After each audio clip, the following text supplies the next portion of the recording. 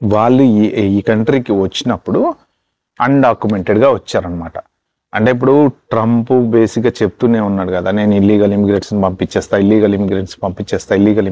పంపించేస్తా అంటే అది ఇల్లీగల్గా ఎవరున్నా సరే, ఎప్పుడున్నా సరే, ఏ టైంలో వచ్చినా సరే సంబంధం లేకుండా, అంటే ఇప్పుడు ఓన్లీ గోడ దూకొచ్చిన వాళ్ళనో లేకపోతే ఇంకో రాగా వచ్చిన వాళ్ళనో సంఖ్యలేసి పంపించడం కాదండి.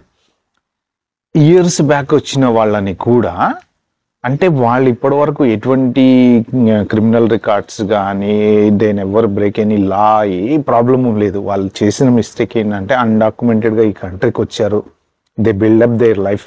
3 పిల్లలు పుట్టారు, ఆ 3ని పెంచారు, చక్కగా వాళ్ళు కూడా మంచిగా సెటిల్ అయిపోయారు. సో 35 ఇయర్స్ తర్వాత ఇప్పుడు సడన్గా వాళ్ళని ఎయిర్పోర్ట్లో ఐసోల్లో డిటెన్షన్ చేసి వాళ్ళని తీసుకుపోయి డిటెన్షన్ సెంటర్లో పెట్టేసి వాళ్ళని డిపోర్ట్ చేస్తున్నారు.